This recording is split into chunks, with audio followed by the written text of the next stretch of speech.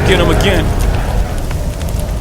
Welcome back to another unboxing. First impression video on my channel. Today we are delving into the brand of Giorgio Armani and their ever so popular top-selling lineup, the Acqua Di Gio lineup, but it is part of the Absolu lineup, which is this one right here. This is a flanker to that one, so it's a flanker of a flanker.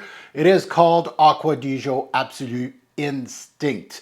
Now, usually when they're trying to build a line, this is usually what happens. They release this and they were thinking that they were going to build a whole sub line. They have done this before, as you can see.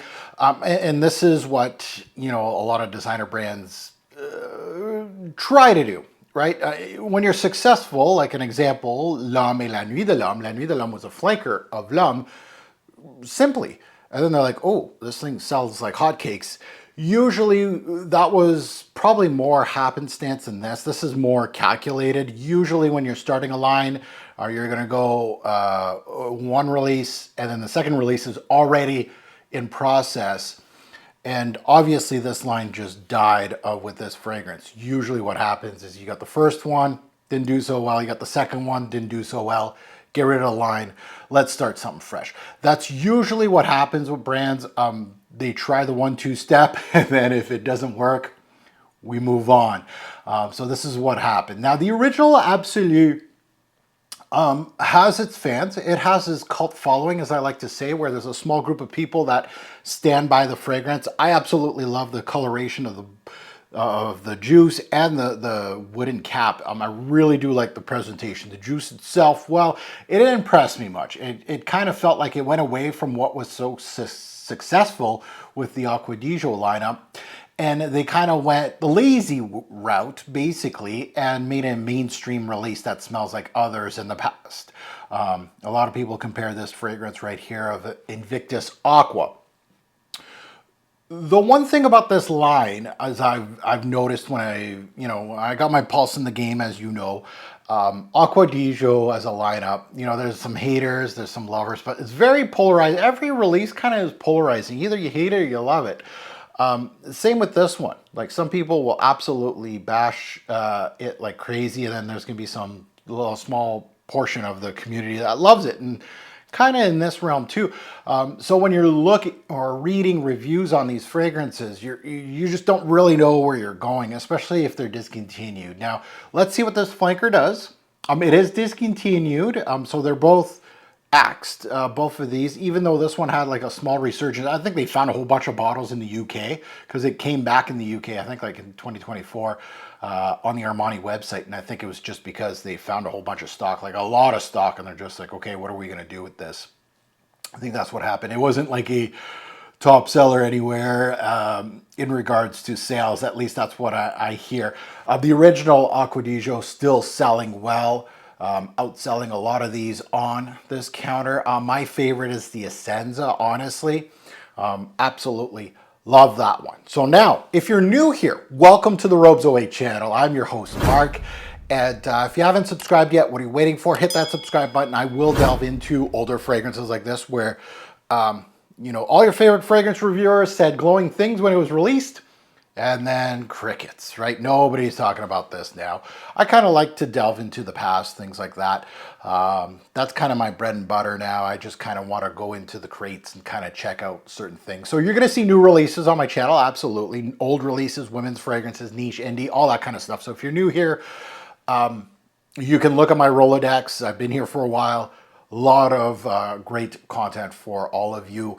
And smash that like button, right? This is purchased with my own money, not sent by the brand Armani, obviously known for throwing their Acqua Di Gio line to the influencers in our community, which makes it more popular than it really is.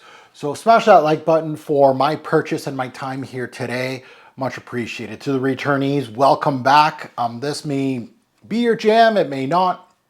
I love you that are all coming back to my channel and checking out my new videos, even if you're interested or not. I really appreciate the support. Merci beaucoup. Let's take a look at the note breakdown. Let's look at the year it was released, if there's any noses behind it. Pricing, we're not really going to go into that, and then we're going to unbox this thing. So let's take a look at the notes, the ever so popular notes, and see what Fragrantica has for us. Again, not a true and tested website to check out, Fragrantica. It's just one that's very consistent. If I'm reviewing something, they have it. Some other sites may not. So I just stay consistent. But the note breakdowns are inconsistent. But it's kind of like the fun of the thing anyway. So let's take a look at the top notes. We have C notes. So obviously we're going to see some mineral notes, some sea notes, some seaweed notes. This is what Acqua Di Gio is. It's bread and butter, right? Is there any herbal notes, right? Rosemary, very popular, a very big piece of Acqua Di Gio. Let's see if it's still here. But we have sea notes, we have lemon and bergamot. So already I'm looking at this and I'm like, okay, this is going to be bright up top. In the mid, we have seaweed. There's that seaweed note. In patchouli, so some green aspects. Okay, so is it going to be a deep sea thing, right? You know, Bulgari's Aqua put famously known as more of a green, like almost your deep dive. I love that one. Bulgari Aqua put the raindrop bottle of the fragrance game, a great one. A lot of people like the marine side of the Bulgari Aqua. I'm more of an Aqua put kind of guy. And in the base, we have amberwood, ebony wood. So again, kind of focusing on woods here, so we'll see what we get in the back end. Ebony wood can be, of course, give you a darker tone on a woody aspect. So this was released back in 2019. So I've been noticing fragrances, especially in the designer game, they are lasting less and less on the market. Brands are releasing more and more.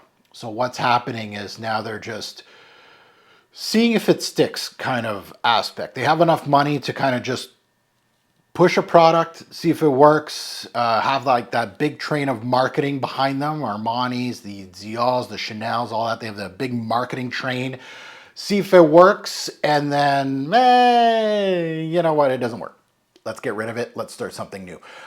So it's kind of hard to keep up. Like back in the days, old man here, fragrances would last a little longer and you'd wait a little longer for each release, but now it just seems like it's a trough, right?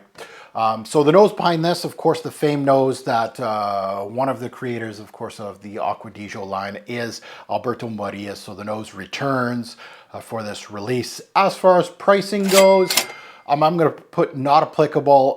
As far as retailers go, it's not available. If it is at your retailer, it's old stock. At discounters, this one rarely shows up. So I got it in the nick of time, actually, like a few years back. Like, again, this is a purgatory fragrance. So it's been there on the other side of the camera collecting dust. So let's open her up and let's see what we get. So finally, I've been doing, man, with all the new releases and all the Acqua Di Gios that I had just sitting, I probably have 8 or 9 videos on Armani fragrances this year. It's crazy.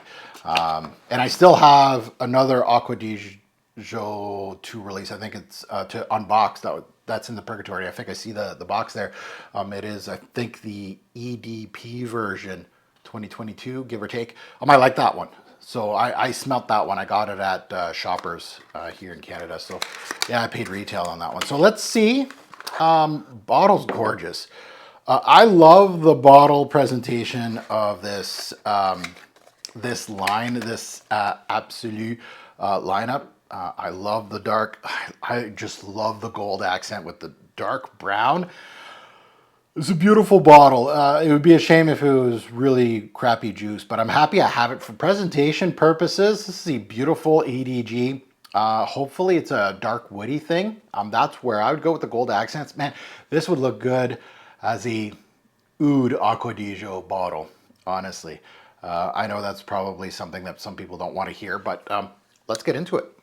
Let's see what we get. So we're gonna put it on strip first, but don't worry, I'm gonna put it on skin. 1 video a day here. It is my scent of the day. I don't just put it on strip and then walk away and do 10 videos in a day. So let's spray it here. Good atomizer. I got the big bottle, hey?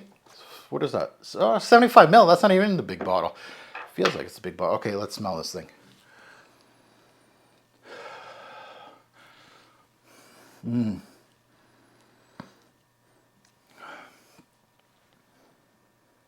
Citruses are not bad in here. Definitely hitting my nose first. It's very, it smells, there's a generic piece to this fragrance, like almost an ambroxan kind of thing. It's amberwood, but I'm on the cusp on this one. Not as bad as this one. I think I prefer this guy. Okay, let's put it on skin. Let's see what we get. So early returns, smells like, it doesn't smell like anything crazy in the designer game, like unique or you know, it's one of the standouts. That's not my original impression right now. This is a, I think it's better than this, but it's in the, oh, this smells very familiar though. And I don't mean like crappy like Invictus. The citruses are really nice. I'm getting mostly I'm getting actually both the lemon and bergamot, but I'm thinking more lemon than anything.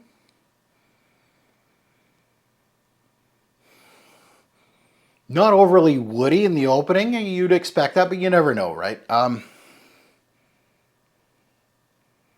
Creamy, citrusy, aquatic touches definitely. It's not in this vein.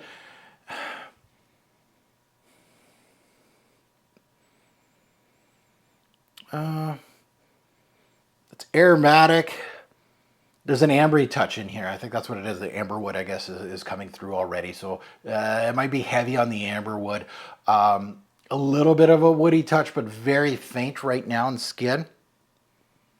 So creamy, citrusy, a little woody, aquatic touches, fresh, sweet, but not like Invictus Aqua kind of thing. The wood does smell less of a rough and tumble Home Depot cedar kind of thing. It really smells like almost like stained wood, so it doesn't have that much of a woody tone in here. A lot of lemon. A lot of lemon. Yeah.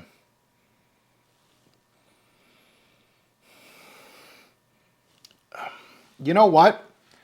It doesn't have much personality. It's not bad.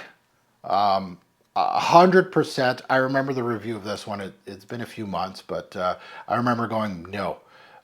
This is more of a, you know, it's not going to be in a sense that I'm like, wow, right? You get kind of surprised. You're like, ooh, right? They did something well here. Like it's well built.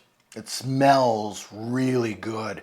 A lot of these Acqua Di Gios I'm just not feeling, and I'm not that kind of guy. Like aquatic, I'm not an aquatic guy, so really, I do my best, of course, of being, you know, neutral in fragrance reviews, and of course give my take at the same time, give positives and negatives. Don't just go full on blast of hating it unless there's nothing that I feel is good for the consumer, and there's nothing good on my end.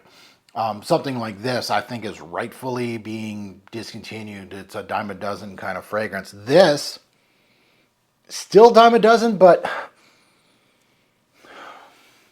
has a little something. A little something, something. So, like, it has a little bit of that quality. It's not as woody, and maybe more in the dry down, but it's not as woody as I assumed. I thought the ebony wood and amber wood, with the wooden cap, the darker tones,